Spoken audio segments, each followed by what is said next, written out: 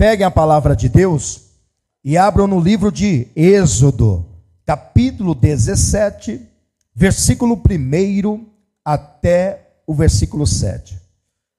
Está escrito assim: a jornada pelo deserto de Sim e a falta de água. Versículo 1: depois, toda a congregação dos filhos de Israel partiu do deserto de Sim, pelas suas jornadas, segundo o mandamento do Senhor, e acamparam em Refidim, e não havia ali água para o povo beber. Então contendeu o povo com Moisés e disse: dai-nos águas para beber. E Moisés lhes disse: por que me contendeis comigo? Por que tentais ao Senhor? Tendo, pois, ali o povo sede de água, o povo murmurou contra Moisés e disse: por que nos fizeste subir do Egito para nos matares de sede, a nós, aos nossos filhos e ao nosso gado? Clamou então Moisés ao Senhor, dizendo: que fareis a este povo? Daqui a pouco me apedrejarão. Então disse o Senhor a Moisés: passa diante do povo, toma contigo algum dos anciãos de Israel, e toma na tua mão a tua vara, com que feriste o rio, e vai. Eis que eu estarei ali diante de ti sobre a rocha em Horebe. E tu ferirás a rocha, e dela sairão águas, e o povo beberá. E Moisés assim o fez, diante dos olhos dos anciãos de Israel, e chamou o nome daquele lugar Massá e Meribá, por causa da contenda dos filhos de Israel, e porque tentaram ao Senhor, dizendo: está o Senhor no meio de nós ou não? Versículo 6: eis que eu estarei ali diante de ti sobre a rocha, diga, sobre a rocha, em Horebe, e tu ferirás a rocha, e dela sairão águas, e o povo beberá. E Moisés assim o fez. Servo obediente obedece a Deus, diante dos olhos dos anciãos de Israel. Quantos creem que isso aconteceu? Moisés feriu o que mesmo? Moisés feriu o que mesmo? Diga, a rocha. Moisés feriu o que mesmo? A rocha. Anote isso aí, a rocha. Você crê nessa palavra? Então vou reler mais uma vez o versículo 6. E eu quero que você repita comigo bem alto e bem forte esse versículo. Vamos lá. Eis que estarei ali diante de ti sobre a rocha em Horebe, e tu ferirás a rocha, e dela sairão águas, e o povo beberá. E Moisés assim o fez diante dos olhos dos anciãos de Israel. Agora vamos mais alto e bem forte para todo esse campo belo ouvir, para acordar o vizinho da esquerda, acordar o vizinho da direita. Vamos mais alto e bem forte, no versículo 6, todos juntos, vamos lá. Eis que eu estarei ali diante de ti sobre a rocha em Horebe, e tu ferirás a rocha, e dela sairão águas, e o povo beberá. E Moisés assim o fez diante dos olhos dos anciãos de Israel. Quantos creem nesta palavra? Quantos creem que a rocha deu água e saciou a sede de todo o povo? Quantos creem assim? Então desocupe as tuas mãos e dê para esta palavra a mais sincera, a mais poderosa, a mais verdadeira salva de palmas. E enquanto você aplaude, abra sua boca e olha para o céu e glorifica aquele que é a rocha, aquele que sacia a sua sede. Diga isso para ele: Senhor meu Deus e meu Pai, a sua igreja te glorifica, a sua igreja te aplaude. Abre os céus para receberem esses aplausos, e a cada pessoa que te glorifica nesta manhã, derrama a sua glória, o seu poder, o seu Espírito Santo, e venha com ele, e tome a boca do mensageiro, tome os lábios do pregador, e envie a sua palavra com poder e autoridade, com poder e revelação, e que a sua palavra vá e percorra toda a terra e produza o resultado para o qual está sendo mandada, em nome de Jesus, amém e graças a Deus. Podeis assentar. Você crê que isso aconteceu? Quem crê, levante a mão aí. Mas você sabia que tem pessoas que não creem? Tem um estudo de uma turma, e esse estudo é chamado de naturalísticas, que é um estudo sobre o fenômeno da natureza, né? Um estudo que envolve a natureza, o mundo, enfim. Eles acreditam o seguinte: eles dizem que já havia águas debaixo da superfície da rocha no Sinai, e que Moisés acidentalmente acertou o ponto certo. E quando ele feriu a rocha, as águas subiram e deu a beber para o povo. É assim que os naturalistas acreditam, né? Que já havia água ali, só tinha que acertar o ponto certo. Mas se teve que acontecer isso, então Moisés foi na sorte? Foi na sorte? Agora vem cá, existe sorte para o cristão? Que sorte! Que coincidência! Quem já ouviu essas coisas? Para cristão não existe sorte, para cristão não existe coincidência, existe Cristo em evidência, né? Muitas pessoas dizem: nossa, que coincidência, eu estava pensando em você agora. Será que Deus não lê o pensamento da pessoa? Olha, eu estava pensando em você vir aqui em casa e você de repente apareceu. Que coincidência! Não existe isso. Para nós cristãos, não. Existe Deus em evidência. E sorte também não. Mas assim, né? Os naturalistas, ou seja, as pessoas que estudam esse fenômeno, o mundo, a natureza, acredita que Moisés, ele foi no ponto certo e conseguiu ali a rocha brotar água. Mas a gente sabe que isso não existe, né? O povo, após ele ter bebido a água transformada, a água que era amarga transformada em doce, após o povo ter comido carne, ter comido maná, o povo teve a sua longa jornada pelo deserto. A vida deles foi um deserto 40 anos. Então eles acampavam em uma certa região do deserto, depois saíam, ia para outra certa região, e assim iam de lugares em lugares até chegar na terra prometida, que levou 40 anos para chegar em Canaã. Mas todo esse tempo o povo viveu no deserto. E ali o Deus de Israel provou o seu poder. O povo não faltou pão, não faltou água, né? Não faltou vestes, não faltou sapato, não ficou ninguém doente. Nada disso, porque o cuidado de Deus era explícito para o povo. O povo via isto, via a provisão de Deus no deserto, porque deserto não tinha nada disso. Aí o povo faz uma jornada pelo deserto, como diz o versículo 1, aqui do capítulo 17 de Êxodo.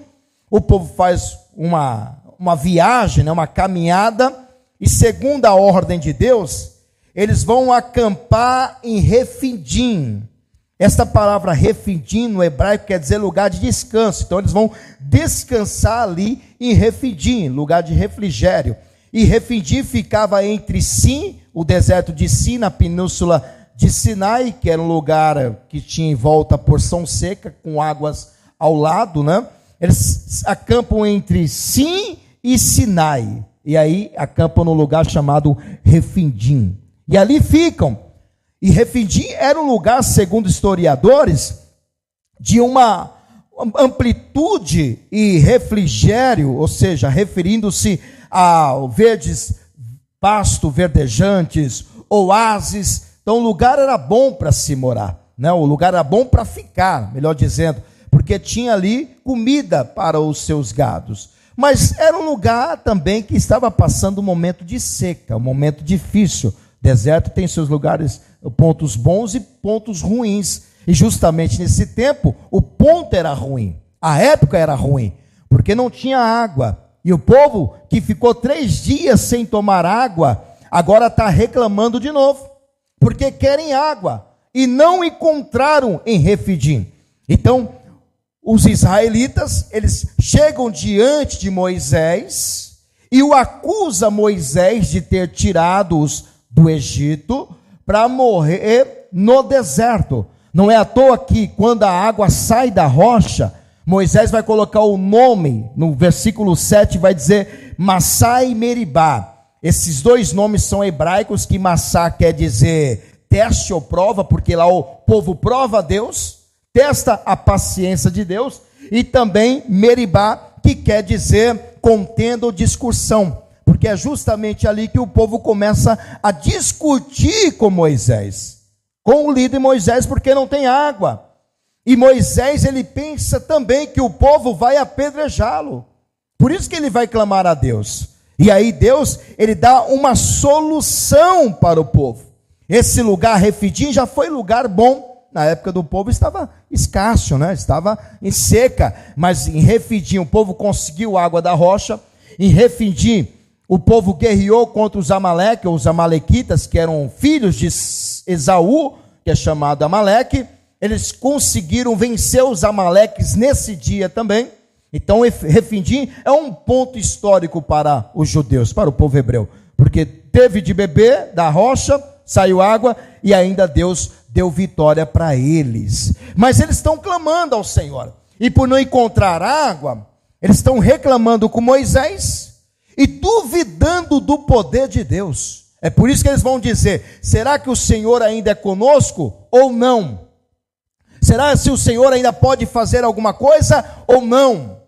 O povo está duvidando do poder de Deus e ao mesmo tempo estão lembrando do passado, lá atrás, quando eles estavam no Egito, porque no Egito para eles tinham água, no Egito para eles tinha comida, no Egito para eles tinha lugar para dormir. Agora no deserto não, o povo está sendo provado, e eles não encontram o que eles querem. Agora enjoaram do maná também, lá no deserto, querem carne, é sempre assim. Em Números capítulo 11, versículo 4 e 6, vai dizer que o povo murmurou, né? Porque não queriam mais comer pepino, não queria mais comer maná, queria comer pepino, cebola, essas coisinhas que davam lá. O vulgo é estrangeiro, né?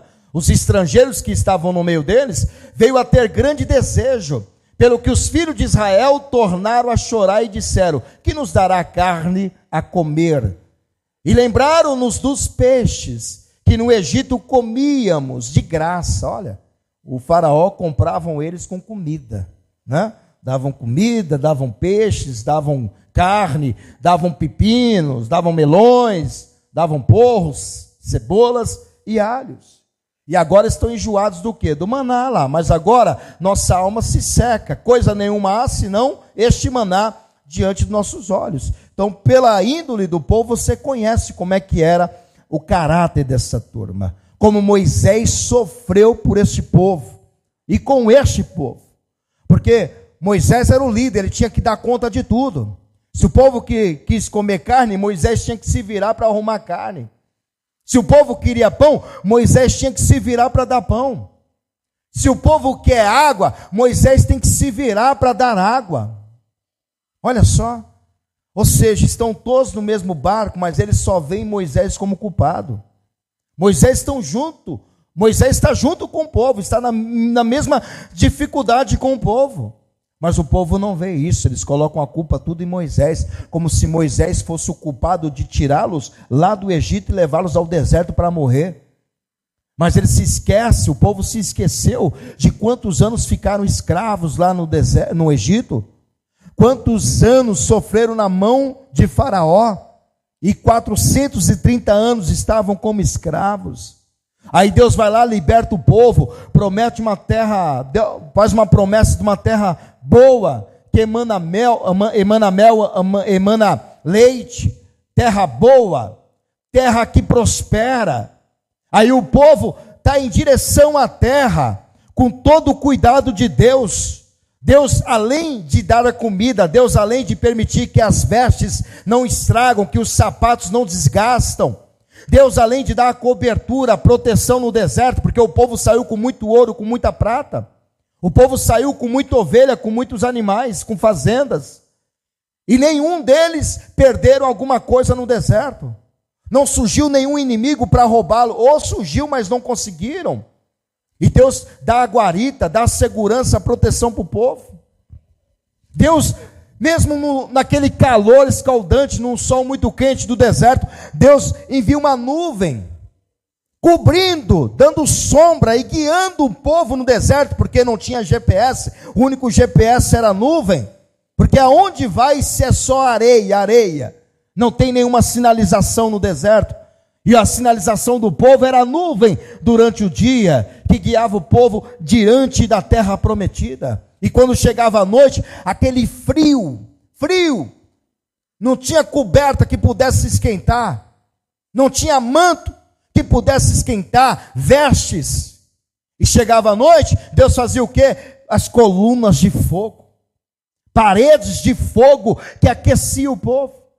Mesmo Deus com todo esse cuidado, não podia faltar uma coisinha, que o povo lembrava do quê? Do Egito. Não podia, uma dificuldade, questão distantes, que o povo já julgava Moisés, e já condenava a Deus, como se Deus ainda era com o povo ou não, e lembrava sempre da onde? Do Egito. Portanto, o desafio de Deus não foi tirar o povo lá do Egito, porque isso ele fez com a mão forte e poderosa. A dificuldade, o maior desafio de Deus é tirar o Egito de dentro do povo, porque o povo já estava muito longe do Egito, mas eles se lembravam do quê? Do Egito. O povo já não estava mais no Egito, mas qualquer dificuldade que acontecia lá na frente, eles se lembravam do passado. Você não pode se lembrar das coisas passadas. Quem vive preso no passado não consegue viver o presente e nem projetar o seu futuro. Se você estiver pego no passado, você não vai conseguir viver nesses dias de hoje e nem vai conseguir projetar coisas maravilhosas e boas para você, o que Deus tem. Deus não quer que você se apegue no passado. Olha o que diz o livro de Isaías, capítulo 43, versículo 18. Eu vou ler na NVI para você ver como que esse texto é fundamental para os nossos dias. Esqueçam o que se foi. Olha o que Deus disse, hein? Esqueçam o que se foi. Não vivam no passado. E tem muitas pessoas assim, se apega num antigo relacionamento, se apega numa antiga empresa que trabalhou, se apega nas vitórias do passado, dos sonhos do passado, e não consegue projetar o futuro. Deus não quer que você vive no passado, porque se a pessoa viver no passado, vai ter dificuldade de Deus trabalhar com coisas futuras. Então, por isso que Deus encontrava dificuldade no coração desse povo, porque o povo sempre pensavam no deserto, no Egito, pensava nas coisas que Faraó o dava. Faraó dava pepino, olha, aqui não tem pepino. Faraó dava cebola, aqui não tem cebola. Faraó dava peixe, aqui não tem peixe. Mas esquece da provisão do Senhor que dava no deserto. E a culpa era quem? Moisés. A culpa sempre recaía sobre ele. Moisés é o culpado.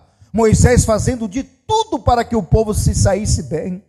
Moisés sendo linha de frente, viu? Porque Deus já queria destruir esse povo há muito tempo. Há muito tempo Deus disse: ô Moisés, vamos fazer o seguinte, eu vou acabar com todo esse povo. Esse povo é muito obstinado, eles não me ouvem. E de você eu vou fazer um novo povo. Lembra disso?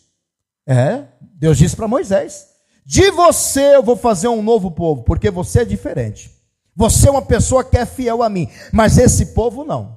Eu vou acabar com todos eles. Deus falou isso com Moisés. Sabe o que Moisés disse? Não, Senhor. O que vão dizer o povo? O que vão dizer as nações? O Senhor tirou do Egito para matar no deserto? O que vão dizer o povo? Cadê a promessa que você fez a Abraão? O Senhor fez a Abraão, a Isaac e a Jacó? O Senhor fez uma promessa a Abraão, que iria abençoar todas as famílias da terra. O Senhor fez uma promessa a Abraão, que iria colocar o seu povo em uma terra prometida. E agora o Senhor quer matar este povo? O Senhor quer acabar com eles?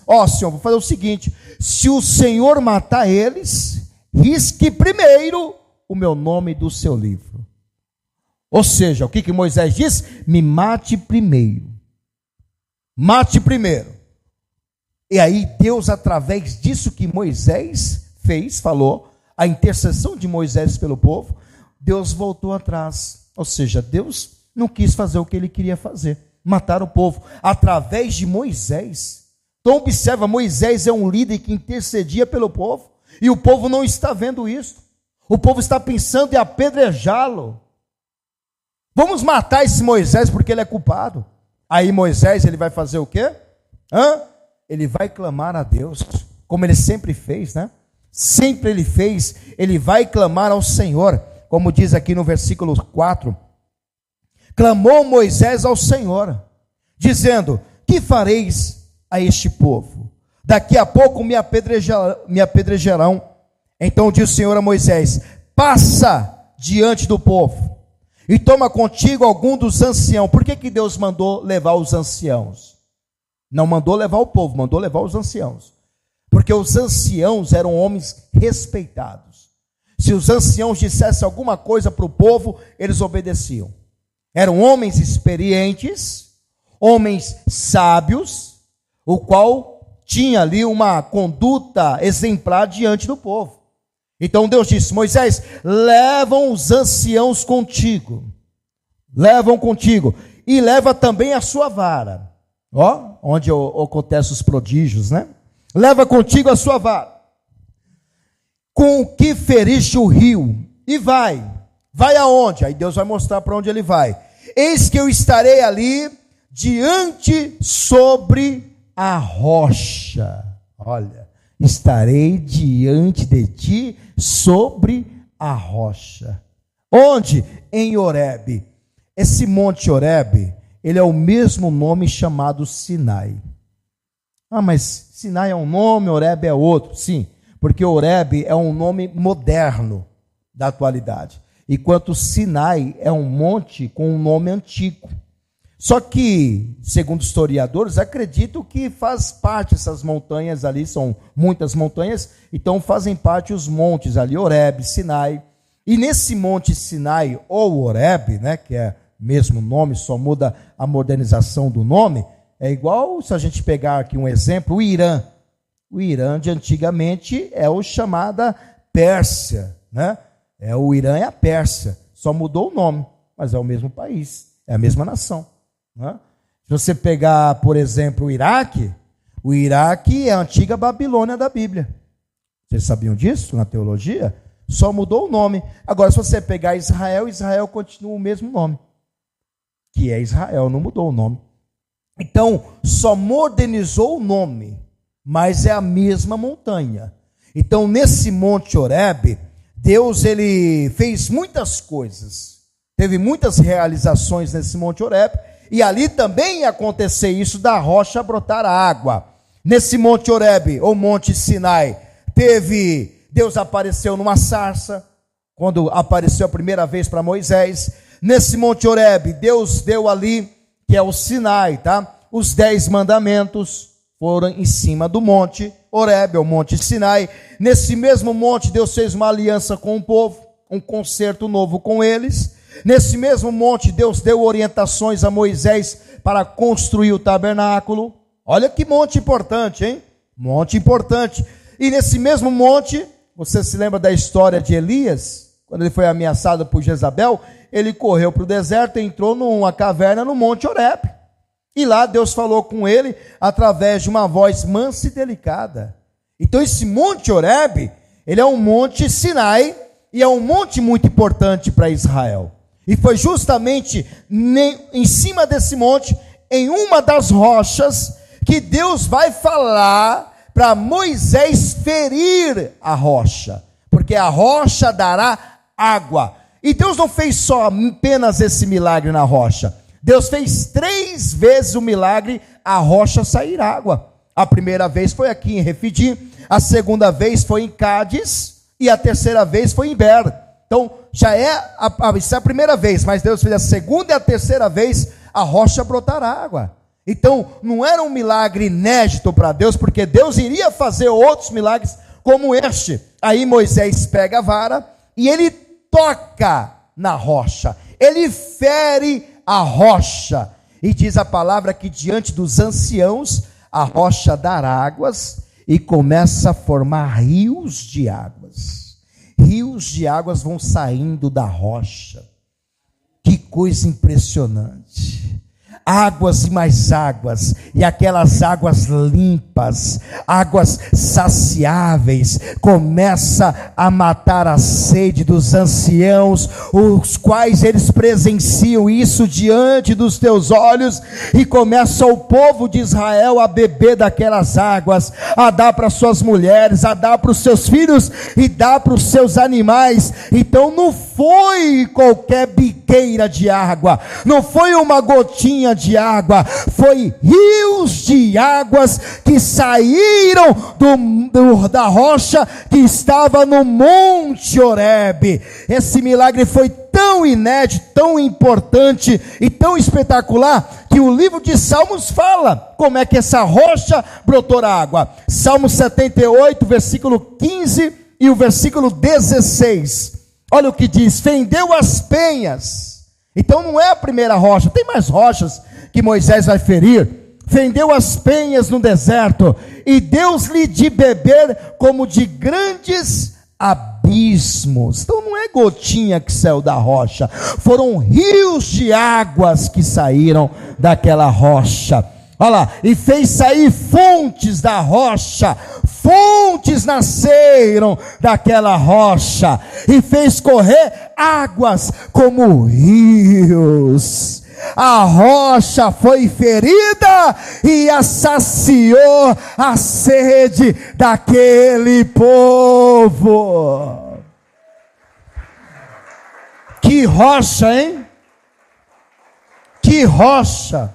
Olha o Salmo 105, versículo 41. Que rocha é esta, hein? Que sacia a sede. Abriu a penha, ó. Como é que uma varinha abre a penha, né? Moisés tinha uma vara, um cajado. Como é que ele consegue abrir a penha? Como é que ele consegue fazer um corte numa rocha? Nós vemos aí nas reportagens que o Irã tem uma base nuclear debaixo das rochas. E só um míssil, que é dos Estados Unidos, que consegue penetrar aquela rocha. E mesmo assim, diante do satélite, parece que não fez nada. Mostrou no satélite as bombas que os Estados Unidos mandou lá para aquela rocha, 14 bombas daquela. Que só eles têm essa bomba que consegue penetrar na rocha e atingir os bunkers que estão lá debaixo das rochas que o Irã construiu para fazer as armas nucleares. E você vê pelo satélite, parece que não fez nada. E como é que uma varinha de Moisés vai abrir uma rocha? Né? Os naturalistas dizem que já estava ali a água, mas explica como que a rocha abriu.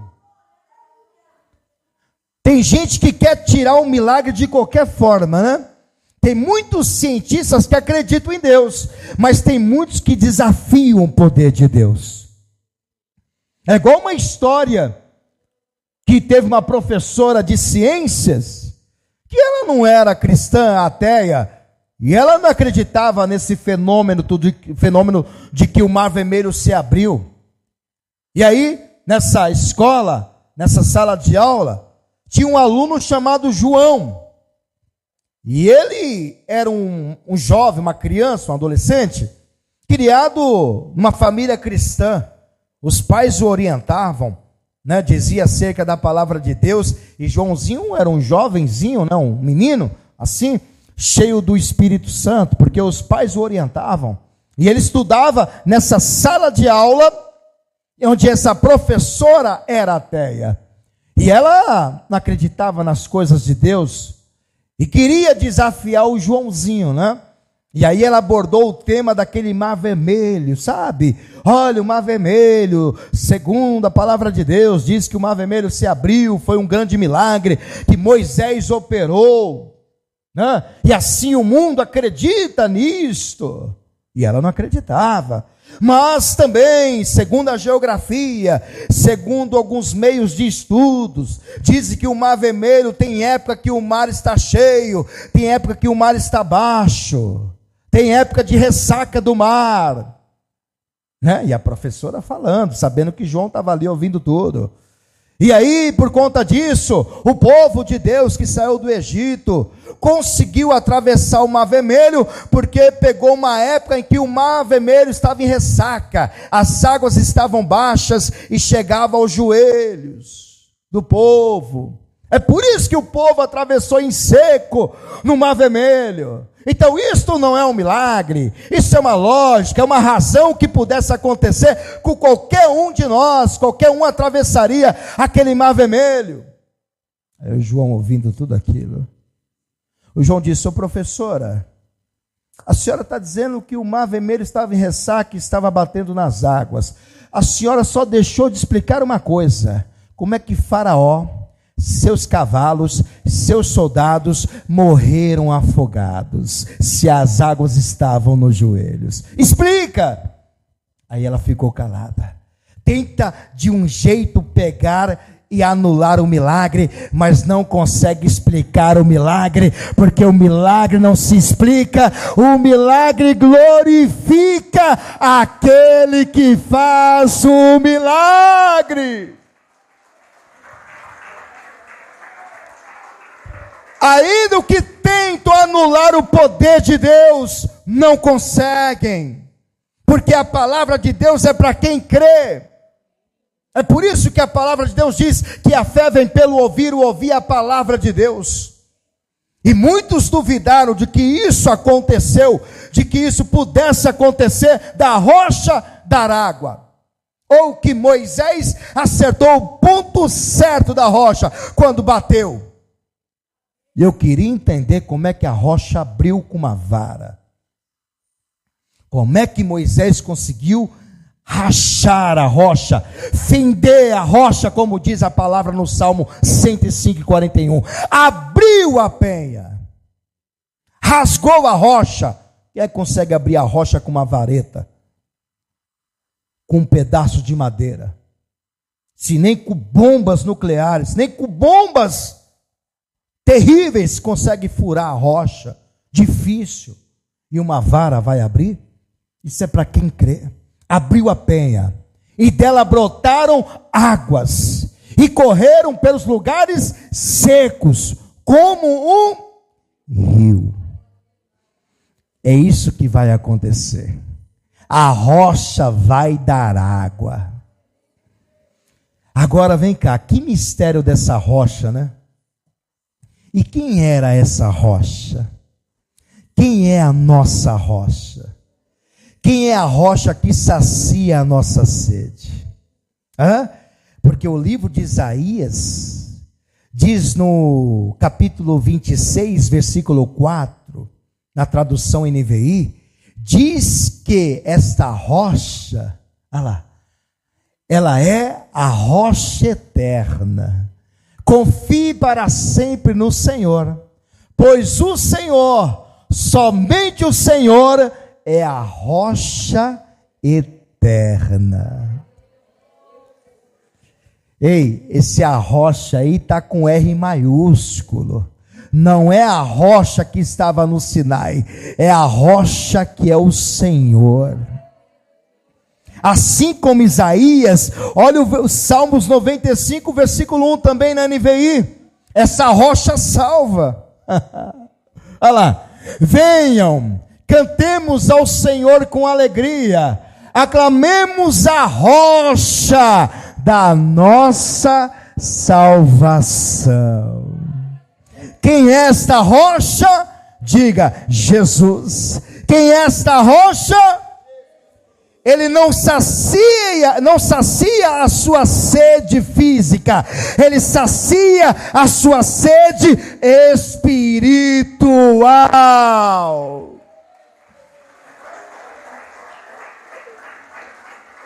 Aquela rocha do Sinai deu água para o povo beber, mas água física, água saciável, que logo em seguida o povo iria ter mais sede. Mas essa água, que essa rocha chamado Jesus, se Ele te der, você nunca mais terá sede. É verdade. Moisés feriu a rocha, a qual saiu água para beber, e essa rocha simboliza Cristo, pois Ele é a fonte inesgotável da vida, porque água é vida, e Jesus quer te dar vida, e vida com abundância. É Ele que sacia a nossa sede. Olha o que o mesmo Senhor Jesus disse, em João capítulo 7, versículo 37 e 38, na RC, olha o que Jesus disse da água. E no último dia, o grande dia da festa do tabernáculo, Jesus pôs-se em pé diante de todos e clamou dizendo: se alguém tem sede, que venha a mim e beba. Verso 39, quem crê em mim, como diz a Escritura, rios de água viva correrão do seu ventre. A rocha que Moisés feriu, saíram rios de água. Essa rocha é Jesus. Essa rocha que Moisés feriu é Jesus. É Ele que saciou todo o povo, todos os anciãos, todas as mulheres, todas as crianças e todos os animais. Então pensa em tantas águas, pense em rios de água. O povo inteiro bebeu as águas que a rocha deu, e bebeu gratuitamente, bebeu de graça.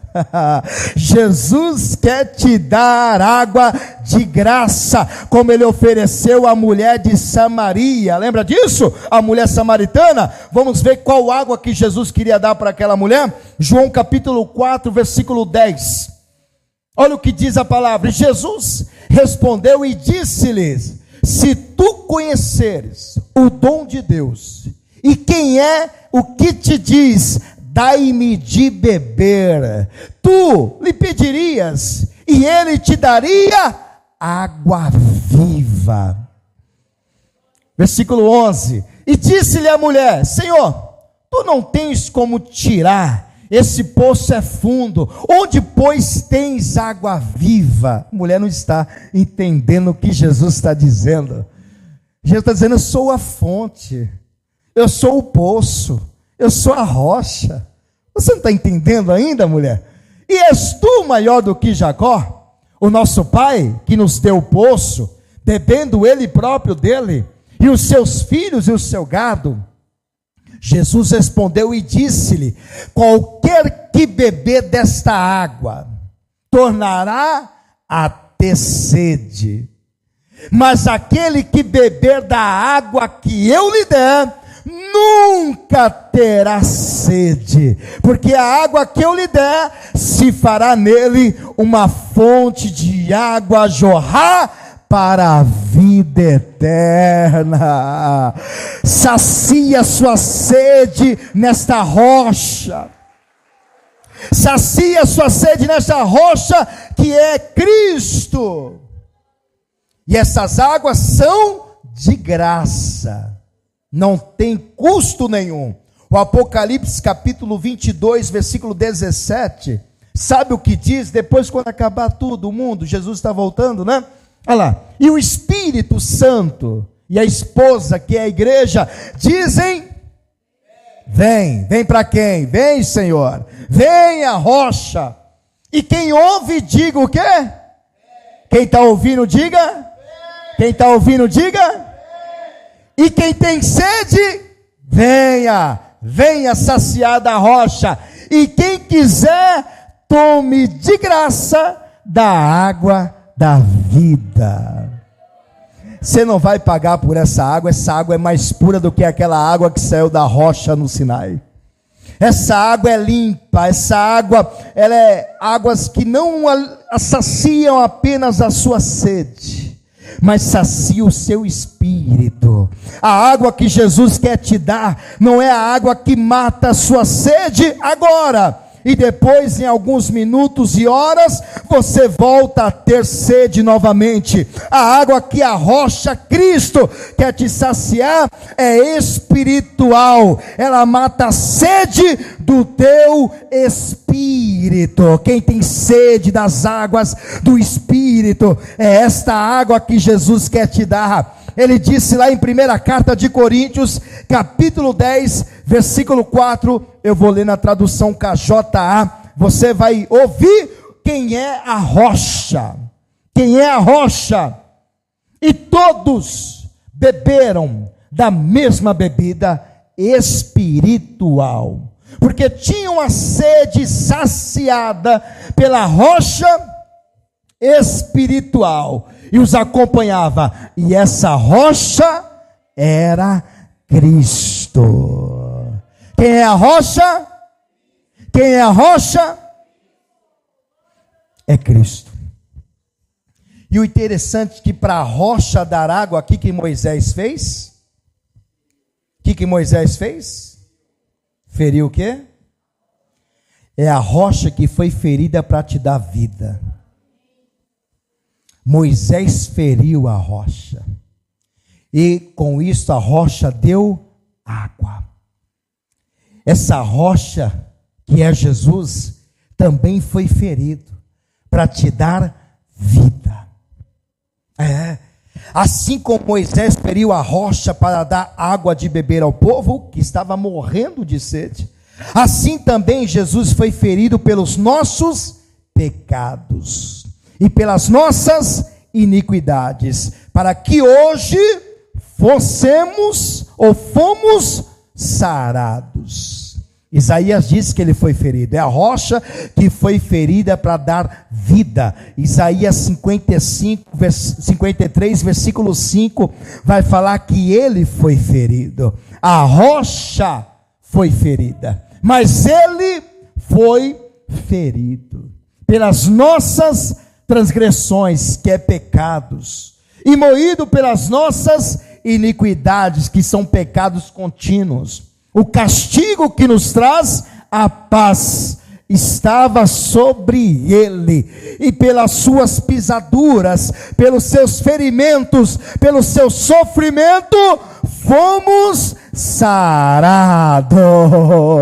A rocha que foi ferida para te dar vida, e vida em abundância. Se coloque de pé, podem aplaudir ao Senhor mais alto e mais forte.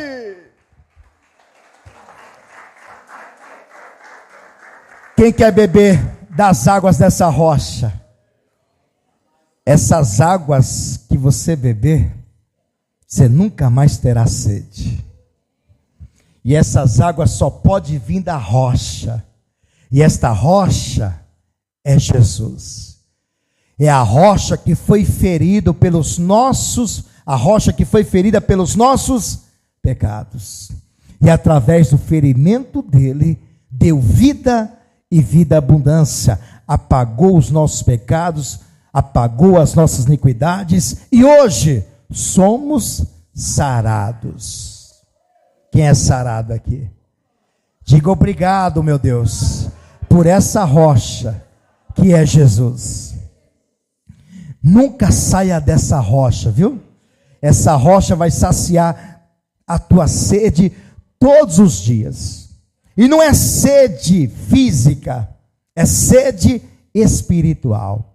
As águas que essa rocha brota é águas espiritual. É a água que te dá força no teu espírito.